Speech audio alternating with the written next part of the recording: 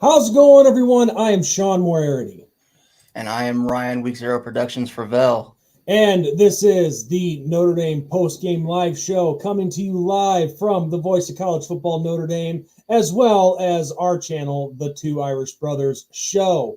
Well, Notre Dame has a nice bounce back victory against Wake Forest today, and it was just great to see it happen on Senior Day, the 500th game that has been played in Notre Dame Stadium. And Ryan, it's always, by the way, it's great to have you in here. Unfortunately, Ben could not be here today. He had other things going on. But what a game, man.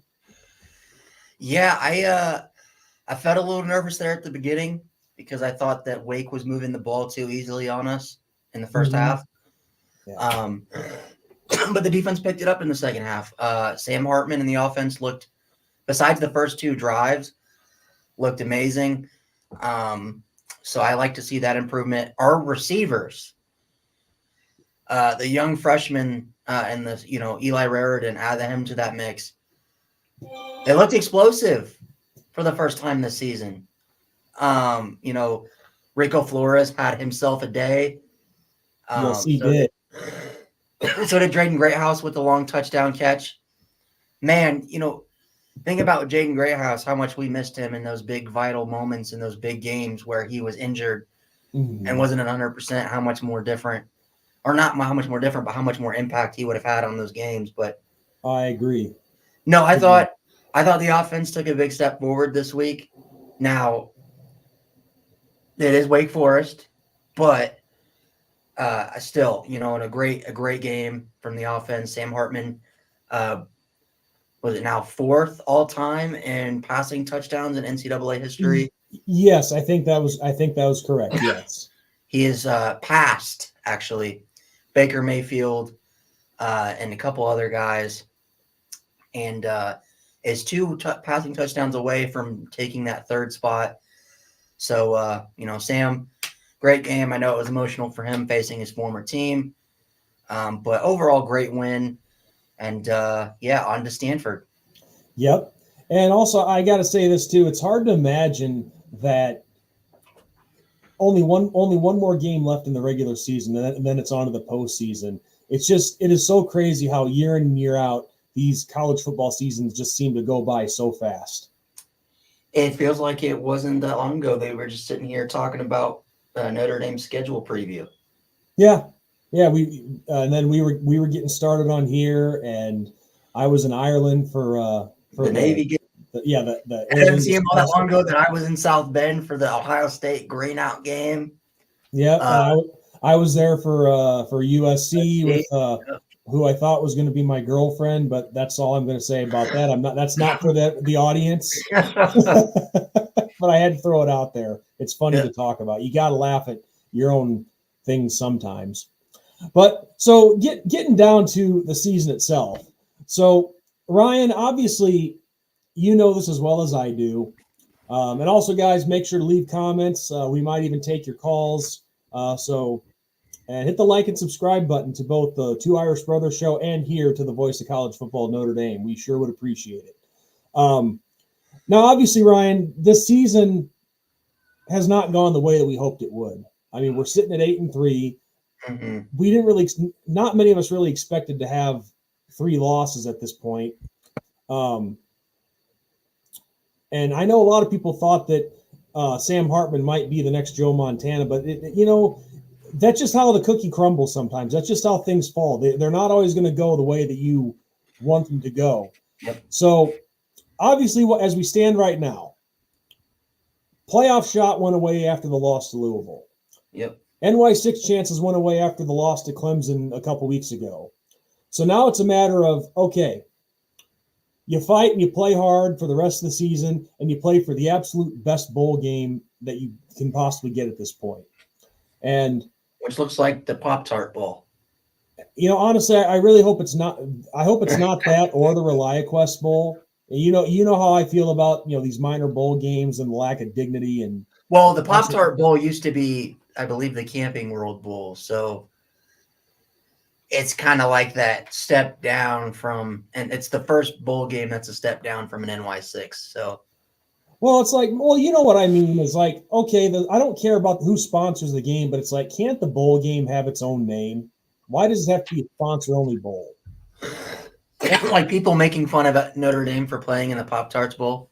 Yeah, exactly. Okay. Like for example, like why can't Pop-Tarts be the sponsor? I mean, I have no problem with whatever company wants to be the sponsor, but like why does that have to be the Pop-Tarts Bowl? Like why couldn't, for the bowl game itself, why couldn't you, for example, bring back the old Tangerine Bowl name and it be the Pop-Tarts Tangerine Bowl? Yeah. Why couldn't they do something like that? And I know people on our own channel, the Two Irish Brothers, they've heard me talk about that many times, and maybe they're sick of it. But that is something that no joke, I am passionate about that. I'm really passionate about that particular topic, and I wish that the bowl committee and these sponsors would see that. Like, okay, we're still able to sell our products, about the sponsors, that is. We're still able to sell our products, but why can't the bowl name be different, be its own? Like, why can't the bowl game be its own? I agree. And then it's like it's bad enough with these smaller bowl games. You have so many fans referring to them as the toilet bowl or whatever derogatory comment you want to make. And I know we should probably get back to the Notre Dame game because that's what that's what the topic of this live show is. But I just want to make that point real quick. People already have those derogatory names for these smaller bowl games. Well, okay, if people are going to call it that, this will probably never change those people's minds. Yeah. But with these smaller bowl games, why can't there be just a little bit of dignity and tradition to it? Yeah, I agree. I do. I mean, this kind of goes hand in hand with that, but because I've been asked this, and I kind of want to get your answer, Sean, because I know we haven't talked about it. Is this season considered a failure for Notre Dame football? I'll say this. We were actually talking about this last night, my family and I. We were having a discussion about this. Yep. Ben and I even discussed this before. And of course, you see the comments pop up on social media all the time. And my answer is this. It's not a failure because we're looking to listen, I'm very confident we're going to put away Stanford. We're going to get payback next week, and payback's a bitch. So when you look at the overall picture of things, Marcus Freeman is a first-time head coach. He's in only his second year at Notre Dame. If he's able to beat Stanford and finish the regular season 9-3, win the bowl game, that's a double-digit win season right there. So that's actually a sign of things going up. Yeah. So, but to answer your question, I don't call this season a failure, but it's not what we wanted. So it's disappointing in the fact that you didn't get what you wanted. We didn't go. What I said was, with Sam Hartman and the expectations that came with having a guy the caliber of him, I think in that aspect it's a failure. But I think in terms of what Marcus Freeman wants to do with Notre Dame and Notre Dame going forward, it's not, if that makes sense. Oh, it does. I think it does. Because how I look at it is like, you didn't reach any of your goals this season. Besides, you could get, the double-digit wins. That might be the only goal you have a shot of reaching this season. Yeah. And I think for instance, if Freeman were to brought back Tyler Buckner for this year and said, didn't get Sam Hartman, but Tyler Buckner's our guy. We're riding with Buckner, and they would have went 10-3. I think that would have been viewed a lot differently than 10-3 with Sam Hartman. Well, that's just it, because my brother made this point in particular, and he, the numbers don't lie. I mean, you see the highlights. It is what it is. Sam Hartman, up until today, and I know today was Wake Forest. You should have a good game against a 4-6 Wake Forest team. Yeah. But let's face it, Sam Hartman has regressed as the seasons went along. Yep. And that's what the disappointing part is we're 8-3 right now with the two biggest goals lost. a chance at the playoffs, and a chance at the NY6. Last year was mostly because of, well, not having a quarterback. Yeah. This year you get a quarterback who has But he's not. proven Maybe record. he's not everything you thought he was. Yeah, that's the kind of the direction I was going in. But I would not have expected us to be 8-3 because of Sam Hartman. Which you can't say. Which, to be fair, you can't say it's all him. I think it's a mixture of the injuries, Jared Parker's questionable play calling at the worst possible times, and Sam Hartman. Like the Clemson loss, strictly on Sam Hartman. Like, I understand that we're doing the RPOs and not running estimate more, but I was at that game. I was one row from the field. I literally could have just hopped over a wall and been on the Notre Dame bench. Yeah. That's how close I was. I was in shouting distance to where Sam waved at me. So, yeah, I'm cool for that. But I saw Sam miss about 9 throws to wide open receivers where it seemed like he was throwing to the Holy Ghost. Just nobody there. So I think it's a combination of everything. And that's where I think if you're Freeman, you got to evaluate. Is Parker your guy going forward? At this point, I would say no. And what the thing is, like, I agree with you, but I think my mind just keeps, he's going to bring Parker back. He's going to do that because that's his buddy. He's worked with him for a long time. They're good friends. It could go either way, honestly. What you just said, I wouldn't rule out. But we'll get back. We'll get back to today's game just in a sec. But let's just answer a couple of the comments here. Larry says second half was nice. Yes, it was very nice. Cookie Fruit, who is our friend, Notre Dame 2164, got serious family stuff going on, so I can't stay. But I just wanted to say, good win. I wish it was a better season, but we got to stay positive. Say a prayer for my grandpa, please. Marvin Buttram. Hope I didn't butcher his name. Yeah, man. Whatever he's going through, we send you our prayers, man. I hope he pulls through with whatever he's dealing with. So we're thinking of you, buddy. Happy Notre Dame fan says, LOL, SEC rivals are true rivalry. Auburn making Bama resume worse at any cost. Look up Auburn's score. Oh, yeah. Auburn's getting blown out at home by New Mexico State. I haven't checked in yet, but okay. Last time I checked, they were up 24-3, and it was like 6 minutes to go in the fourth quarter. Oh, wow. Yeah. And then he goes on to say, I want to play LSU in a bowl game. Thoughts on that happening? I know everybody wants that, but, I do. I mean, I know I'd love to see it too, but just is there a possibility that it could happen? I don't know. Obviously, we're just going to have to wait to see. Well, with how much the committee loves LSU for God knows what reason. It's probably because it's LSU and it's the SEC, and we know how the committee loves their SEC bias. But what's odd is LSU still has a shot at an NY6 with 3 losses, which is just flat out stupid. Yeah. LSU's best win is Mizzou, and their other 3 ranked teams that they played, they got blown out against FSU by 21 plus. That loss looks even worse because I know Florida State's undefeated, but Florida State's looked very shaky. They lost to Ole Miss, who got absolutely curb stomped and more by Georgia. Yeah. So, I don't know, man, but it's just how they decide this. I don't know. It makes Notre Dame LSU. I'm telling you right now, though, Sean, this is what's hilarious about it. Notre Dame LSU, Marcus Freeman, Brian Kelly in the Pop-Tarts Bowl in Orlando, Florida. That game will probably have more viewership than at least one of the college football playoff games.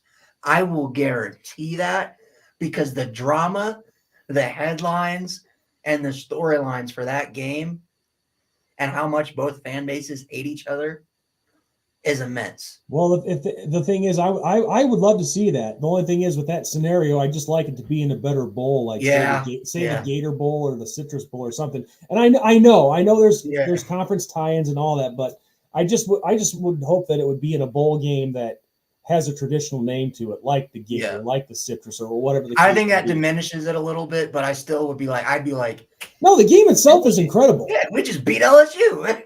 Yeah, the game itself is incredible, but it loses that feeling when it's just in one of these corporate sponsor name only bowls. Like I agree. Stuff. Joey Foster, and hey Joey, I want you to know we've been praying for you as well with what's been going on in your life, and don't think we've forgotten that. But he says, howdy, Irish brothers and Irish fans. Congrats on the win. Hey, you guys are 8-3, and West Virginia should finish 8-4. That could be an interesting bowl game. We need revenge anyway. They're still salty about 1988. Well, not just 1988, but about 1997 and 2000. We played them those 2 years and won both times. And my good buddy Shamrock Jerry. Hi, Sean. Enjoying the show. Live from Dublin, Ireland. A good win for the Irish, and he says hopefully we get a good bowl this year and win it. And I hope so too, Jerry. So anyway, like I said, we'll be taking your guys' calls. I will before I forget, I'll put the link here in the live chat. Here it is. So what do you think going forward in that Stanford game? I know looking ahead, my thing is with how inconsistent the offense has been, the Stanford game worries me a tad bit because it is a rivalry game. But my hope is that Notre Dame, kind of like what they did with USC this year, they took to heart what happened last year, and they go out there and they, put a whooping, so to speak, on Stanford. Because you know what I'd love to see? I'd love to see 56-0. Yes. No, screw that. I want to see 60. Put up 60 point, drop 60 on them. That Stanford, they can piss off for all I care. All I know is, and we should be talking about Wake Forest here, but I'll say this. I want to beat the crap out of Stanford with what they did last year and pulled off that BS, which never should have happened. Payback's a bitch. I'll tell you that much. But yeah, getting back to the game today, which this is the Wake Forest post game. So Sam Hartman, let's break down the stats here. Sam Hartman, 21-29, 277 yards, 4 touchdowns. That is a nice bounce back game for him. Yeah, but there were still times, and I'm sure that maybe the 2 offensive linemen that were making their first career starts today, maybe that had something to do with it. But Sam did look flustered earlier. Yeah, early in the game he did. Yeah, very off balance and uncomfortable. But those guys on the line got into a groove, which allowed Sam to get into a groove, and the numbers bear that out. He had a real nice game today, and especially the 4 touchdowns, because all it took was one play and he was good. Yeah. Also, I thought, Sam had a great day, but I thought Stephen Jelly in his limited time tonight, I thought he looked really good. I know it's garbage time, and I know that Steve, people say, oh, well, Steve's only looked good, but it's garbage time. I don't care, man. I've seen enough of Angeli this year in garbage time to where he impresses me. Like, anytime he gets a drive, he doesn't look flustered. He looks confident. He's got that kind of that Ian Book kind of poise. Ian Book wasn't, he wasn't an elite quarterback by any means, but he had a poise about him where, he'd make a mistake, he'd come right back and hit you with a game-winning touchdown later in the game. That's kind of what Stephen Jelly looks to me. He's not afraid. He looks very accurate. He's got a good arm, and he just makes smart decisions. Yeah. Well, and just that nice little fade pass that he had to Faison, right? It was Faison. Yeah. Faison. That was beautiful. And look, garbage time or not, execution is execution. Doesn't matter if it's in garbage time. That was a nice ball, and he's making his case to be the guy next year. Yeah, I mean, and we've seen other guys in the past 10 years, like we've seen Brandon Wimbush when He was a hyped prospect. I mean, Kaiser, those guys come in garbage time and not look near as impressive as what Angeli has consistently throughout this entire year when he's came in. I believe he's got like 300 yards, 400 yards passing, and like 7 touchdown passes in garbage time. That's pretty damn good for a backup quarterback. Oh, you're not kidding, man. You're not kidding. No interceptions? Like, that's really good. And Jerry, just I see you in the back room here, or in the backstage, wherever they call it. We're gonna go over the stats real quick for today's game, then we'll bring you on, buddy.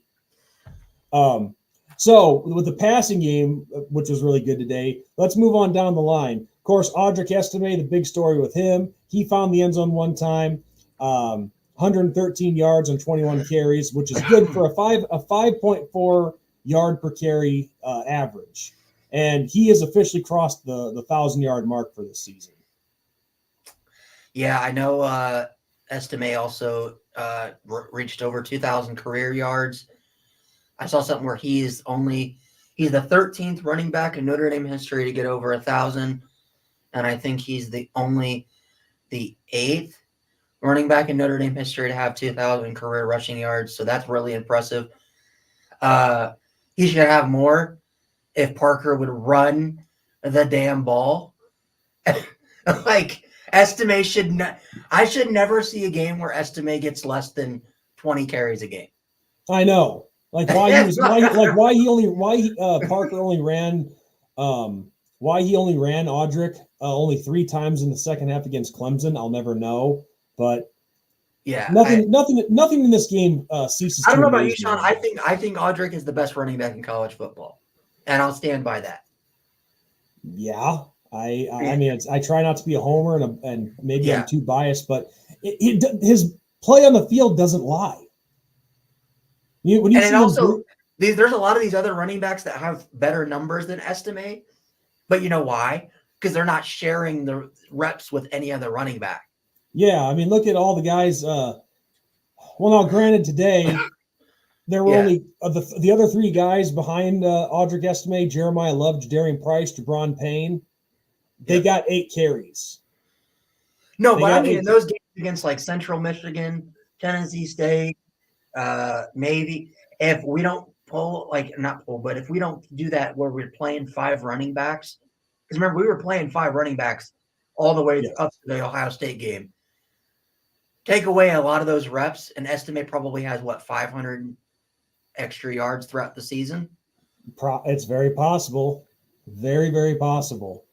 So not much happened behind Audric Estime in the running game. Yeah. The guys behind have been very quiet as of late.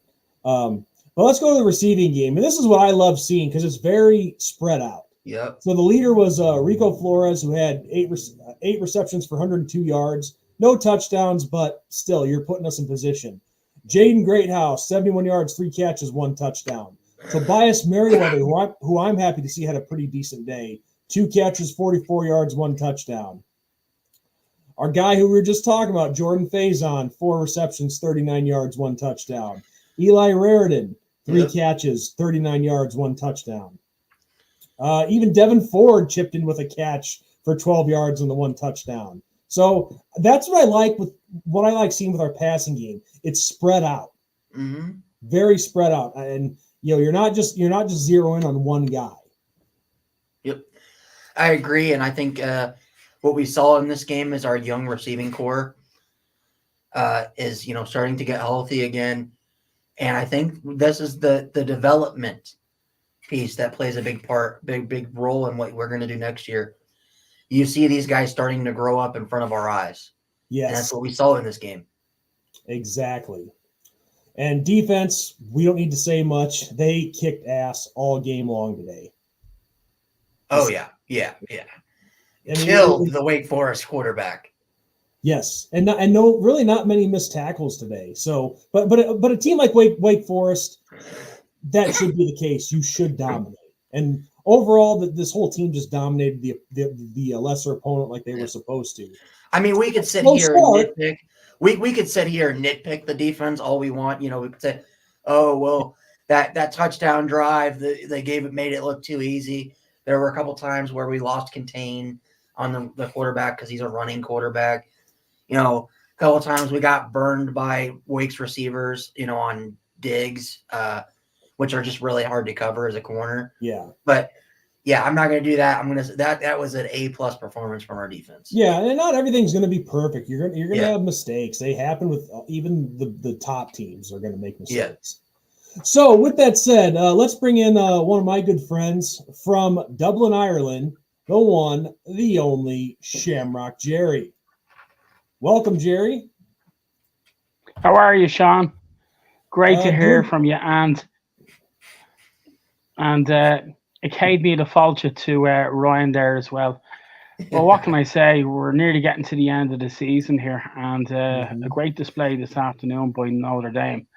But a few banana skins along the way, as we expected. Clemson was a tough game.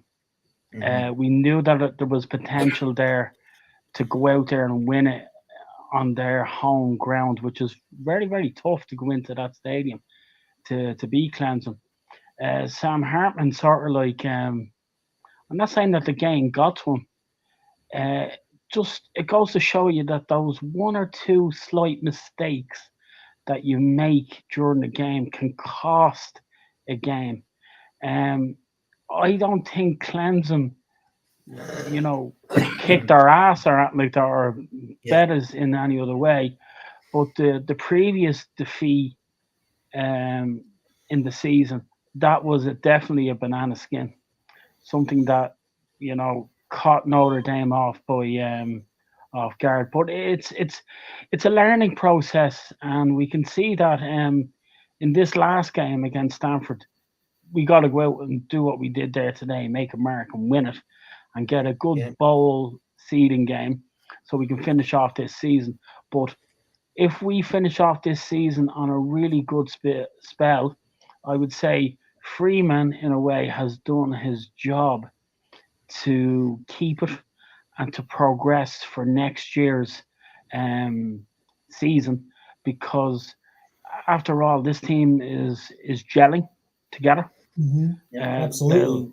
They'll sort out the rough edges and then really go with it for next year, because you have to remember it's 1988 since Notre Dame has won the championship.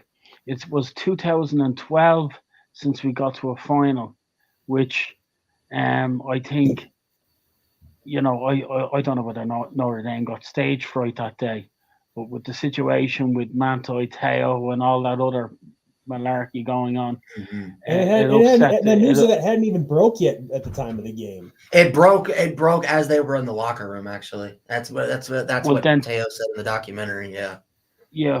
Well, there you go. Someone, I think Kelly at the time, as I said, should have took that guy aside and had words. And not only that, but basically, I always kept saying, should have brought the team out for a drink. You know? Got them all to calm down, you know, because when they, like, you know, it's been a long time since Notre Dame and the pressure was on them. And you're up against a tough side like Alabama. Like, they've got some great history as well. But for the size of Notre Dame or what it is, it's way too long for not to have a championship. And go ahead there. Yeah. And I agree, man. Jerry's you make some good points. And my thing, and you know, Greg McElroy made a great point. I don't know if you guys listen to his show at all, but I listen to his show every week. He does a college football show, and he was talking about, you know, Notre Dame and whether this season was a disappointment and what he thinks, you know, about Notre Dame and Marcus Freeman going forward. And he said, I'll be honest, he said, you know, I think this Notre Dame team is vastly improved. The record may not show that, but this Notre Dame team is vastly improved from where they were last year, losing games to Marshall and Stanford, which at Notre Dame you should have no business losing those games. But he said, you see the growth from year one to year two for Marcus Freeman. Last year, Notre Dame had a hard time not only winning those big-time games, but they struggled to win games that they should win. This year, Notre Dame is handling the teams that they should win. The issue is they're struggling still with those big time teams. But he said the difference is you're one play away from beating the number 3 team in the country right now, or number 2 team in the country Yeah, right now, well, Ohio State. well, the way you always say it, it's like Notre Dame is a big team. It Yep. just hasn't got to that standard. I honestly believe when they do win the championship, they'll go on and do maybe 1, 2, or 3 more. They'll probably do a double or a triple because they are a sleeping giant. They've got worldwide international support around the world, wherever the Irish diaspora is, and within the United States of America. So it's only a matter of time. Kelly, when Kelly was in charge, he took it as far as his own profession could take it, and he was very unlucky not to. I mean, he took us to the championship, and he took us to a good few bowls, but that's no cigar. You've got to have that hunger, and you've got to win these championships to make. And I don't know about you, Jerry, but to me, set. Brian Kelly's Notre Dame. I don't know about you, Jerry, but my sense of Brian Kelly's Notre Dame in those big time games where all the pressure was on Notre Dame, all the eyes were on Notre Dame. His demeanor and the team's demeanor was, we lost this game during warmups. Like, we're playing this game not to lose. We're playing this game conservative. We're scared of Alabama. We're scared of Clemson. That's how he kind of coached to me. And I see a difference with Marcus Freeman as the head coach. Marcus Freeman's approach, especially in that Ohio State game, was, we're going to come after you. We're going to punch you in the mouth. And even if we lose the game, you're going to feel this. And you're going to feel our presence after this game. And that, to me, is the big difference. Yeah. Well, let me tell you something. No Notre Dame team should walk out there with the mentality that they're scared of, no matter who they are. Clemson, Alabama, Georgia, any of those teams shouldn't go out there with that type of mentality. You go out there with that mentality to say, we're here, bring it on. We're going to take you apart. We're here to win, not to lie down, not to lay down. We are the fighting Irish, and we relish the fight. That's in our history, in our blood, right across history. It's in our Celtic history as well. But what I'm saying is that if Brian Kelly came across that type of way, which I doubt very much. I mean, of course he wants his team to win, but it's the psyche within the players. They've got to have that as well. You're not taking the bread off my table type of attitude. It's either me or you. And that's what it is. Kill or be killed. You got to get out there. You got to win, and that's the mentality you got to have. You know, fail to prepare to fail. Absolutely. That is definitely that's an interesting take on it for sure. And you know, like you said, Jerry, and we've talked about this before. We talked about it when I was over there back in August for the Aer Lingus Classic. Sorry, Emerald Isle Classic was 2012.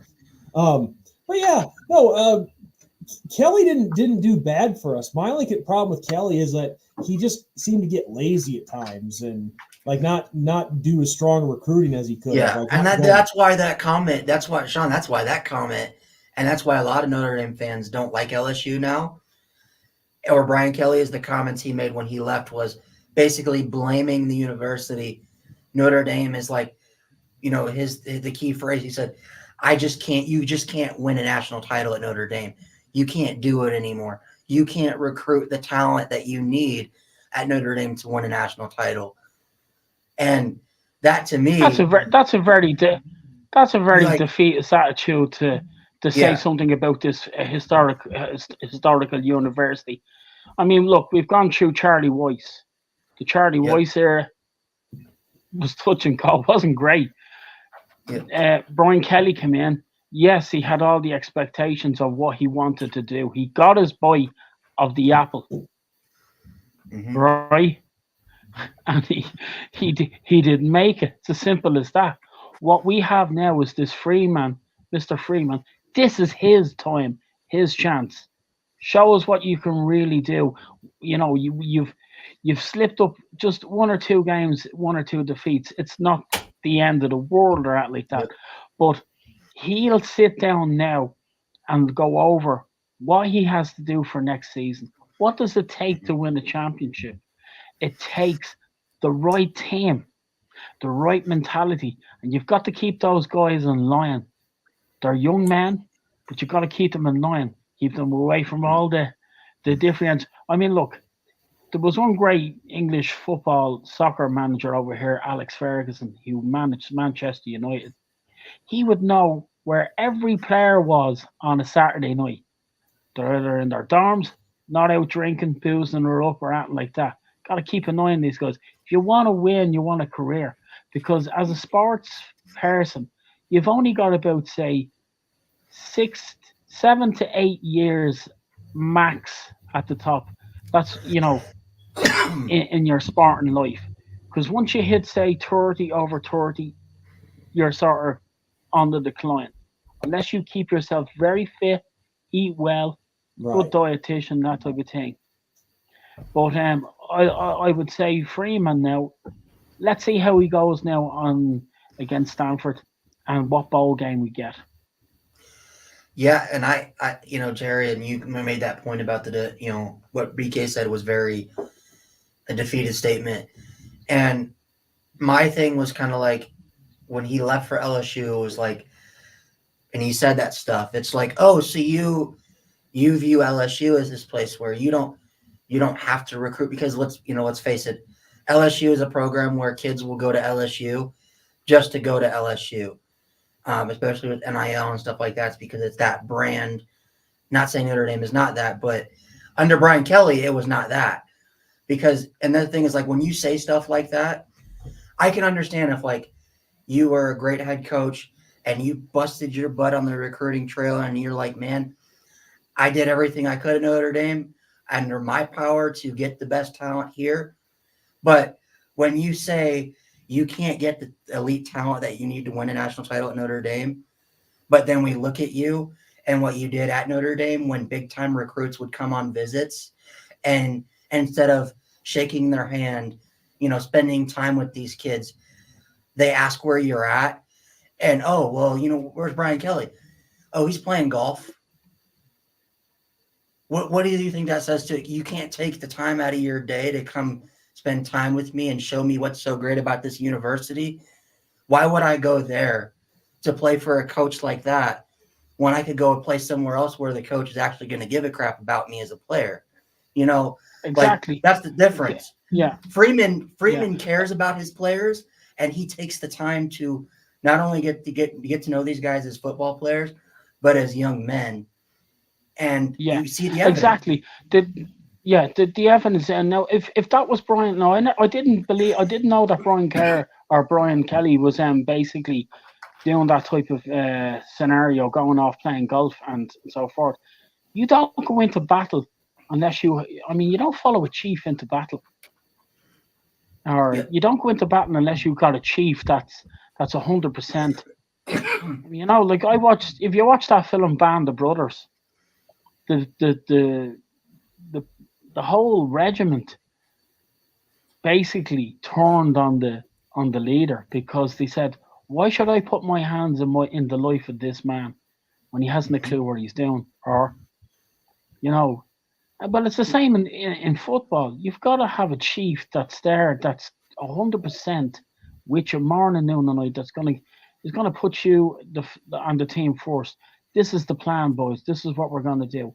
Now, if Brian Kelly failed on some of that, well, then that's the clink in his armor. And for him to make an excuse and make a statement like that, that's just sour grapes in a certain way. He's gone off to LSU. He was nearly a decade at Notre Dame. And if that's his attitude, well then good riddance to him. On to the next. But Freeman would turn around and say, that's gone. This is now. This is my time. This is what I'm going to do. And I hope that Freeman does it. Well, the thing is with Marcus Freeman, Jerry, and I'm pretty sure I've told you this before, but Coach Freeman has the perfect balance that you look for in a coach. Because there's two different kinds of coaches, in my opinion. There's one that's a player's coach, and 2, a strict disciplinarian. Yep. Now, Coach Freeman may not exactly show the disciplinarian side all the time, but he's got the mixture of both of those, because you need to be a player's coach to where your players feel comfortable coming to you and they believe in you and they trust you. But you also have to be able to be that disciplinarian to be like, hey, you screwed up right here. You need to fix it, or you're off to the bench, or whatever terminology you want to use to describe that. So he's got that perfect balance that where he's really able to gel with his players, and you can see that they trust him. Yep. And I'm a recruiting analyst for the Irish Tribune, and so I get to talk to a lot of these kids that are making decisions, that are looking to go to Notre Dame, or Notre Dame's one of their top schools, and a lot of talks I've had with them, I've had kids specifically tell me, if Brian Kelly was the head coach at Notre Dame, I wouldn't even think of going to Notre Dame. That would be an afterthought to me. And why was that? What was the rumors? I mean, why would it's a why lot would of they it say is something? a lot of it is a lot of stuff like former players that were under Brian Kelly that love Were Notre the Dame. imitation by him? They were more Intimidation. Hold on a minute. They were more like it was a toxic environment while Brian Kelly was there. Oh, he didn't. So So that's where this kind of gets out to these kids that are, and they've got, because a lot of these guys have connections with family that are in the NFL, or other guys that are playing college football, and they ask those guys for advice. I mean, one guy that Sean, you'll remember, Jeremiah Owusu-Koramoah, for instance. Mm-hmm. Absolutely. I didn't know this, but at his time at Notre Dame, he loved Notre Dame. Did not love Brian Kelly. Did not.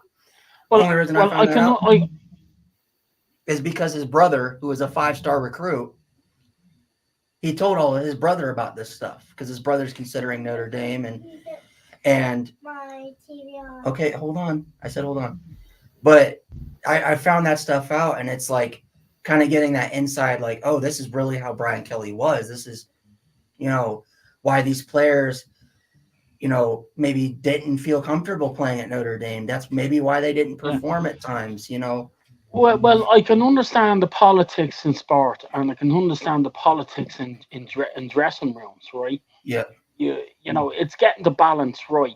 But if there's a negative vibe in the dressing room, that's not going to help. It's up to the coach or the manager to guide these men, to make them feel that they're invincible, to make them feel that they can go out there and win it and do it. If Coach Kelly lost 1 or 2 high games, right? He has to share the blame. It can't be just always the players. So he picks the players. The coach is the main guy. He has to share. It's like look, listen. When a general goes into battle and he loses so many men, he has to be answerable to the president. He has to be answerable to other generals as well. What did you use? What type of tactics did you use? Why did you take this guy off when we were holding this line in that perspective? All those type of things come into play. But for Brian Kelly to make a statement that Notre Dame will never win a championship or get to a championship bowl again, by Jesus, he's gonna chew on those words. And I hope Freeman makes him chew. He's not general material. Put it that way. Yeah. I hope he chews on those words, because that'll give us fight. Because I like the Irish to be underdogs. In life and in history, we were always put down and looked upon as a subhuman type of people that hadn't got brains and were just, right. And look at the mentality. I mean, look at the history of Notre Dame. How they got the name for the Fighting Irish, because they were classed. Well, guys, anybody who hasn't seen it yet, go see the deleted scene from Rudy that just came out. Oh, really? Yeah, Deleted scene? go watch it. There is a. They just released the 30th anniversary of the movie Rudy. They were that edition. There's a deleted scene in there. I encourage everybody to go watch it. It's exactly what Jerry's talking about. Even I don't know if you've seen it, Jerry, but go check it out when you get the opportunity. I will check it. But if it's something like on the discrimination terms of being being anti-Irish towards the Irish in America at that time back then, there was still a lot of control and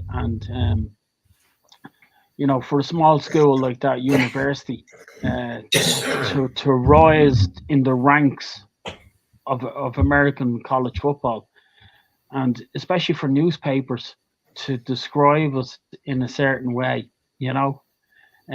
goes to show you, that you can always turn the table on those that are trying to put you down.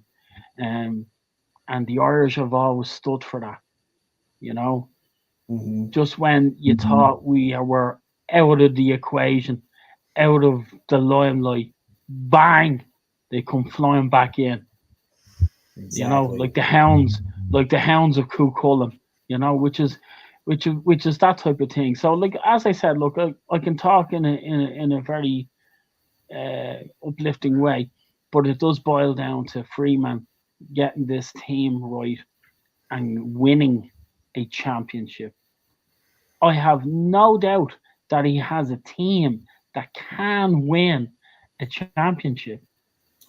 Well, and starting next year, I'm pretty sure. Oh, sorry. Go ahead, Jerry. Finish up. Yeah, I didn't mean to cut you off. As I said, these teams, Alabama, Clemson, and Georgia, and all these types of teams, right? Like down south, they play in the hot weather and the good sun and that type of thing. As soon as we get a good team that's really we will blow their myth right out of the water.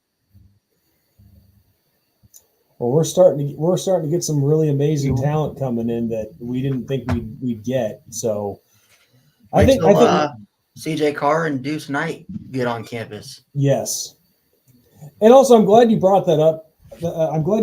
Ryan. So what do you think is going to happen this offseason? Do you think they're going to hit the portal for another quarterback? Well, Freeman already said in this past week's press conference that they're going to get a portal quarterback because he wants it for the scholarship numbers, because most teams have 4 scholarship quarterbacks. Notre Dame only has 3 next year. Well, I know he said that. I mean, that's what they're going to do. So, and in the press conference, he didn't come out and say it, but he made it sound like it's not going to be a guy that is going to be QB1. It's just more of like this guy, he was a 5-year starter, 4-year starter at, South Florida, for instance, or something like that. And he's just going to be our backup, but we want a guy in the room that has experience. Okay. All right. Because I've heard people say this about, like, man, what could it do to the guys coming in at quarterback that, if you're just going to get a bridge quarterback from the portal all the time, and you get the point. And we got some breaking news. CJ Carr is going to be on campus as an early enrollee. I saw they were talking about that. December 16th, it will be moved in on campus, which is actually way earlier than what other early enrollees are. Most early enrollees come. So he'll be eligible. He won't be eligible to play in the bowl game, but he will be eligible to be in full pads, Notre Dame helmet, and he'll be eligible to practice with the team. Yes. But he will not be eligible to play. No, not eligible to play, but he can start practicing and he can be ready for the spring game in April. Yeah, so that's exciting to me, because that means in a month we get to see CJ Carr in an actual Notre Dame uniform. Yes. And not like visit pics, because those don't count. But like actual Notre Dame uniform. And we're going to get to see him what he's got in practice. Yes. With the current roster. And Jerry, in case you don't know who we're talking about, CJ Carr is a a highly touted quarterback recruit that's committed to Notre Dame, and obviously, as Ryan just said, he's going to be on campus, moved in a few weeks. And he's the grandson of legendary Michigan football head coach Lloyd Carr, who won Michigan's last national title. And so, okay, well, that sounds like great news. But what I would say is, show us what you can do, boy. Show us what you can do. That's what we say. I agree with that. Yeah. I agree. Let's see what you got, kid. Let's see what you got, kid. Show us what you can do. You got a name. That's great. What do you want? A medal for it? Get out onto the field there and show us what you can do, boy. You couldn't be any more straightforward, could you, Jerry? But I agree with it. Because I agree. Yeah. He's the highest rated quarterback recruits that Notre Dame has landed since Jimmy Clausen. So that shows you how talented this kid is, at least supposed to be, when he gets into Notre Dame. Supposed to be. Yeah. Supposed to be. So the thing is, as you say, you don't count your chickens before your chickens. Yeah, see, Jerry, you're the only Notre Dame fan. You're the only Notre Dame fan that I've heard be like, let's see him do it first. Everybody else like, man, CJ Carr needs to start the minute he gets on campus. Give him the starting job. He's going to be the best quarterback since Joe Montana. Like, that's how a lot of our fan base is acting right now. It's like, that's a load of that. Exactly. That's a load of crap, that is. Believe you me. I mean, that's like going out on a date and you're hearing great things about her, and then suddenly she's not putting out. She's basically, she won't even buy you a beer, And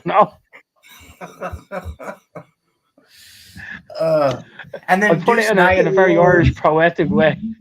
Deuce Knight's kind of the same thing, Jerry. He's actually rated higher than CJ Carr is, but he won't get to campus until 2025. Tell me who comes up. Tell me who comes up with these types of stories, like, oh, he's great, he's brilliant, he's this. Well, it's because these kids, Ireland here, really flash. They really flash in high school, and you can't help but get excited for how they play. But of course, most rational people know that the high school game and the college game, two completely different levels. But I'll tell you right now, Jerry will be excited. Jerry will be the first guy to get up here if CJ Carr wins Notre Dame a national title. He'll be the first guy to come up here like, see, boyo, you did it. You proved me that you could play. Exactly, buddy. Exactly. Yeah. You're joking. I'd be over in the States there with Sean, the two of us getting pissed drunk, jumping about the place like two leprechauns. Hey guys, this is my brother's dog, Lucifer. Hey, buddy. Hey, what? Hey, Sean. Why would you name a dog after the devil? My brother named him. I didn't name him. Okay, so you want to get on to him. If dog named Lucifer. If the next quarterback that wins a national title at Notre Dame, whenever that happens, should they get a statue outside Notre Dame Stadium? And does Freeman, Freeman's the coach, does he get a statue? He's got to win some national I'm going to tell you this, right? Let's win it first before we start talking about fucking statues. Well, Lou Holtz, he won one and he got a statue. So I mean, like, do we give that to? Because like I've seen like, if CJ Carr wins Notre Dame a national title, I don't care if the kid's still in uniform for Notre Dame. You give him a statue right then and there. Yeah, it's like, let's not go that far just yet. No, jeez.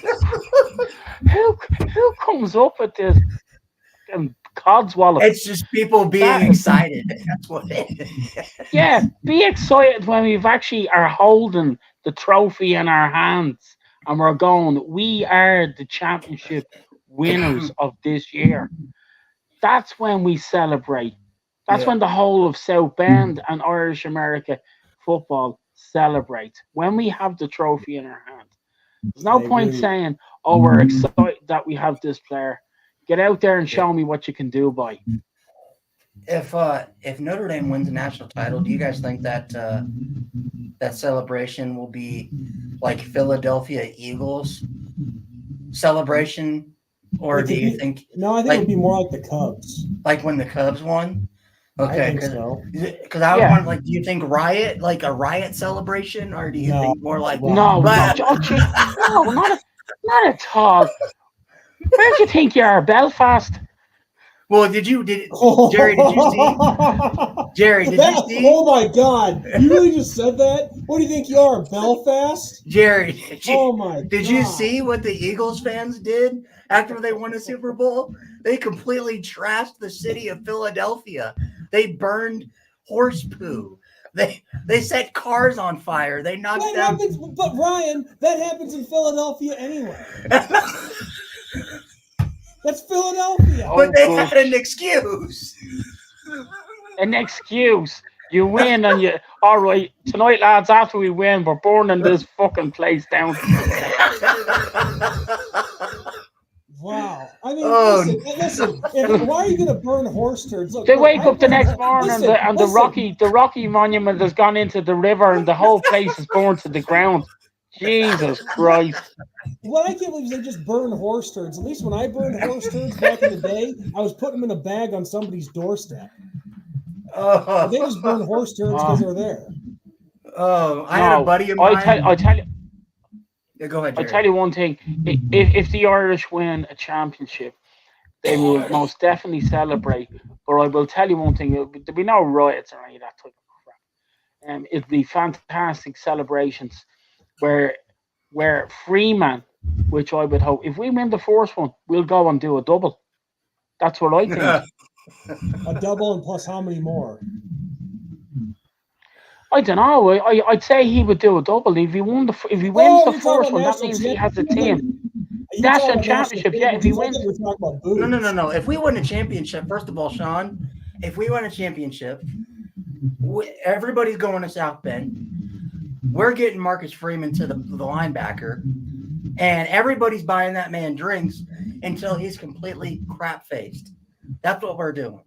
Well, and then, yeah, to be great. Brilliant celebrations. You're talking about more national championships. I thought you were talking about drinks at the bar. I'm not going to double. Look, listen. In the 1920s or 30s, the Ku Klux Klan turned up outside South Bend. That was a riot. And look what happened to them. They were fucking ran from the place they were. Oh, man.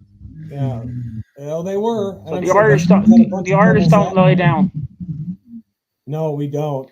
No, I honestly think if we win the championship with Freeman, he'll definitely go on and win it again. He'll do a double. Yeah. You don't think he would leave, Jerry? You don't think do you think if Freeman wins a national title at Notre Dame, because he is an Ohio State guy at heart, if that job were to ever come open, do you think he'd leave Notre Dame for Ohio State if he won a national title at Notre Dame? Well, we have to look at it this way. He's playing for college football, right? Mm-hmm. Notre Dame has a great history. He wants to make American. He wants to build that CV up. So in order for him to go on to the next level, if it was Ohio or even go on to something like, say, the NFL, the professional league, he has to have the resume. That's true. Yeah. There's no denying that. That's what worries me is I've had Ohio State fans say, "Oh well, if Freeman ever does win anything at Notre Dame, Ohio State will come poach him." Well, listen. Here's the thing, guys. Something we're forgetting too. It boils down to Freeman. Really, it doesn't boil down to Ohio. They can only turn around and say, "Oh, we'll give you this and we'll give you that," like any other college, university that are quite big. But it's up to Freeman. Honestly, I honestly don't think Freeman would want to go to Ohio anyway. He went to school there and played football there. Yeah. But here's the thing, guys. We got to remember that it's not. Let's just be real here. Marcus Freeman's not going to be with us for like 20, 30 years. That's a rarity in college coaching now. You don't want to see old man Freeman coaching Notre Dame? I would love to see it. But I'm just saying, if he's not here for a long time, that's not going to shock me. Because let's face it, the days of Bobby Bowden and Joe Paterno and Eddie Robinson, where they're there with the same school for like 40, 50 years.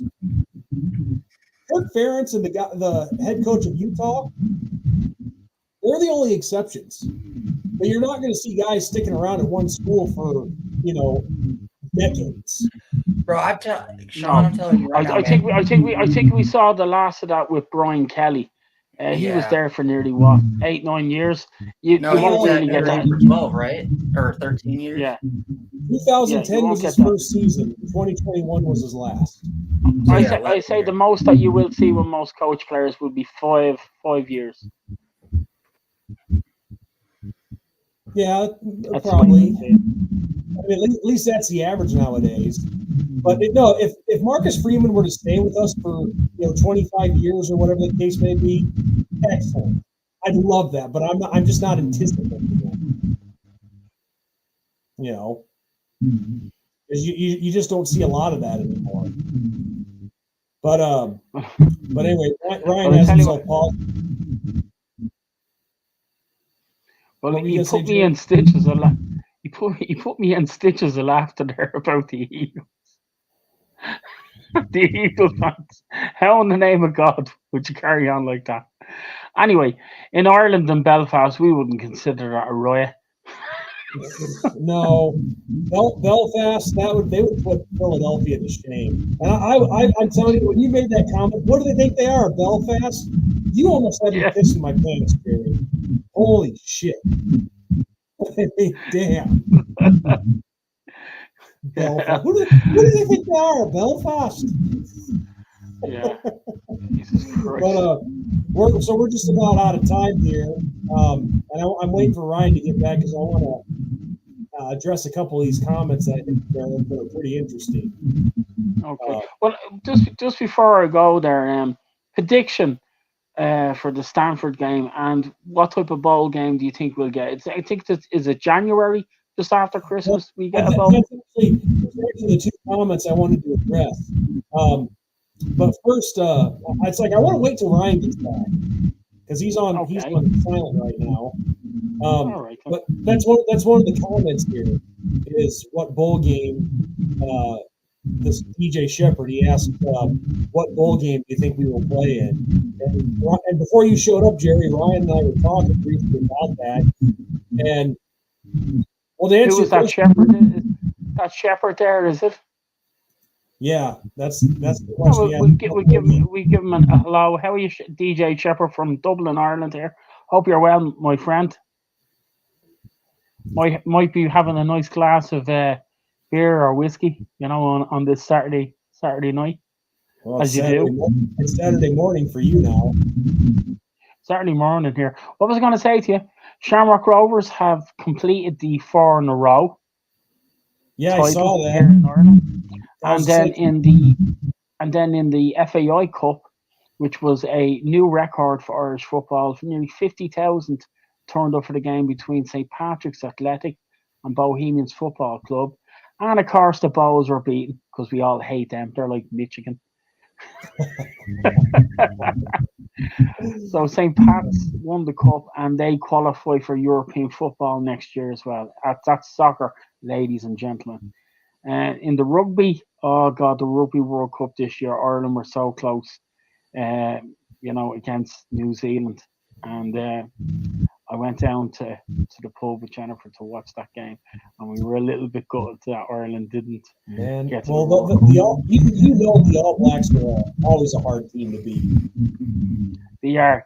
We had them that night, believe you me. But look, we'll come strong again. Yes. So, guys, just a couple things I want to talk about before we wrap this post game up. A couple of comments. I will start with DJ Shepard, what he just asked. I was waiting for you to come back, Ryan. He wants to know what bowl game that we think Notre Dame will play in. Pop-Tarts Bowl versus LSU.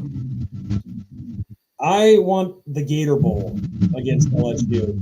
However, I've heard strong rumors. Well, actually, I shouldn't say strong rumors, but I've read a few articles that it sounds like the Holiday Bowl really wants us, since they didn't get us last year. Yeah. Whatever. I don't care which one we play in, as long as we get to play LSU. Well, also, who knows? I mean, I'm just going off of ACC tie-ins, but as we all know, there's at-large bids that open up all the time. So we could end up in a bowl game that we least expect. But to answer your question, Jerry, the bowl season starts like mid-December, but it's on New Year's Day where all the big ones really start. Or a couple days before. John, we've got some feedback going on. Oh, the rumbling. Yeah. Okay. Well, we're calling it quick. We're going to be calling it quick here pretty soon. But yeah, Jerry, that's when the bowl season starts. But the big games happen about like December 28th, 29th, and then New Year's Day, of course. But this is the last one, then we'll call it quit.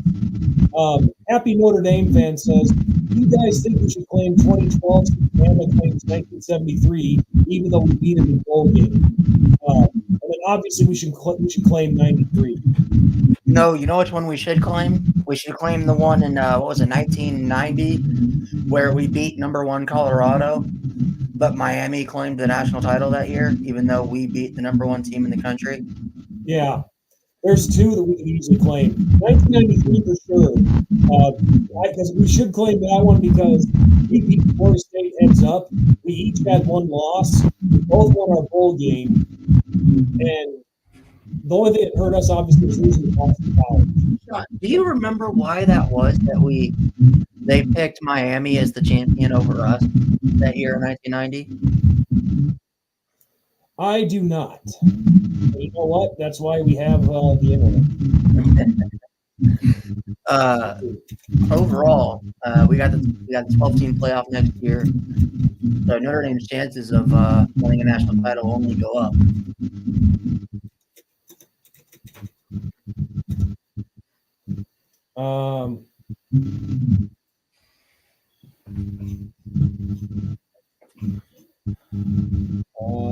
Let's see. I'm trying to find something real quick.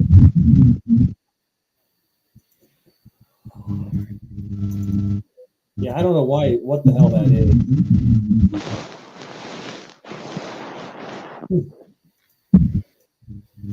No, I can't remember, and I'm not finding anything. But not to worry, Sean. Next year I'll have the Hurley stick and we'll knock the shit out of everyone. I hope so. I hope so. Have you ever seen one of them, Ryan?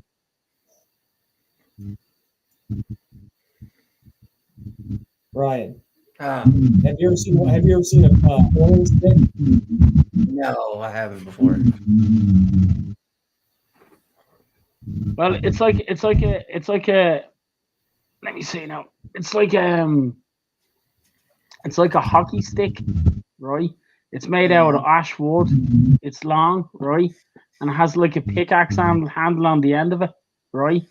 And we played the game poorly. So what I want you to do after this tonight's blog, I want you to Google the Irish game of hurling, and I want you to watch it. And when you watch it, you'll go, "Oh Jesus Christ!" They're killing one another. Ryan here played lacrosse, so yeah, I played lacrosse, so I don't know if it's kind of the same thing, but you can see my my helmet up here. I played lacrosse at Illinois State, so I know how to whack people with a stick. Well, I tell you, that's what you should do. Just Google Gaelic football and Gaelic hurling. When Sean was in Dublin, and I don't mean to go off the track here from the about Notre Dame, but when Sean was visiting here in Ireland, I took him to Croke Park, and he went to see Dublin that time against Mayo. In Mayo, and I also took him to Shamrock Rovers football games as well. and he got to do the tour of Croke Park Stadium as well, which was brilliant. I think the Muhammad Ali, fought in Croke Park, a world title fight there in 1974, and of course it's one of those great stadiums like Soldier Field, you know. Okay. All right, guys. But Well, I think check out, Go on, Jerry. check out the hurling and the Gaelic football. And the next time I'm on the vlog, you'll probably say to yourself, "How in the name of God do you guys play that game?" Well, I already questioned why you guys play rugby. Like, I don't understand it. Yeah, well, rugby. You see, rugby and soccer is an English sport, right? That was brought to Ireland. Whereas Ireland, we play Gaelic football and hurling. And when you watch those games, you'll go, "Holy Jesus!" Like it's very tough. We need, Jerry? You know what we need? Yeah. Ireland needs their own NFL. We do. We have a. We need we call them the Ireland Shamrocks. New NFL. Yes, the Irish. Well, there you are, the Shamrock Bowl. How's that? Yeah. There is an Ireland American Football League over here. We're over in Ireland. Shamrock Rebels. Well, because I know the NFL Rebels, the Dublin Rebels. The NFL's been thinking about expanding to Mexico City, Germany, England, and I'm surprised they've never thought about expanding in Ireland. I know American football is very big in Ireland. There's Ireland and the UK, and there's a lot of American football teams that come over and play in Dublin here and in London, and it brings a lot of revenue and it brings new sports fans as well. So I'd say, because Ireland is a very small nation, we do punch above our weight in sports, and I would love to see a good American football. We have an American football league here. It's very small, but if we were to have an international side, an Irish American football team, that could be something. You know, I think about how much revenue an NFL team would bring to Ireland. I feel like that would be a big economy booster for you guys. Oh, it'd be brilliant. The Shamrock Bowl, Ireland versus Notre Dame, huh? In college football. Yeah. It's worth looking into. You never know. We'll see what happens. But sport is a great outlet. It really is. And I always enjoy it. And I always enjoy Notre Dame as well. I'm very passionate as Sean and yourself about the Fighting Irish. And I'd love to see them go and win a championship within my lifetime. And Sean, starting next season, it's going to be interesting. The playoffs expand from 4 to 12, so it'll be interesting to see what happens. So, with that said, guys, and all this rumbling that we have going on here in our events and whatnot, this is probably a good time to wrap the show up. Jerry, thank you for joining us. This is a great conversation. I just want to give a shout out to Benjamin. Yeah, he couldn't be here today. That's it. Give him a good shout out, and to Notre Dame fan Jerry Kennedy. He's a big Notre Dame fan. To Pat Woosley and to Cooper and all our Notre Dame fans that follow us, and our friendship as well. Even Lisa Kelly as well, who I hope she pops in every now and again. All Notre Dame fans are welcome. Very lovely woman, very kind. And, so with that said, everyone, this is going to wrap it up. And with that said, I am Sean Moriarty. And I am Ryan Wiesero from Gravel. And for our friends, Irish Ben Walters and my buddy Shamrock Jerry, good, God bless, and go Irish. Slán that. Be good. Go Irish.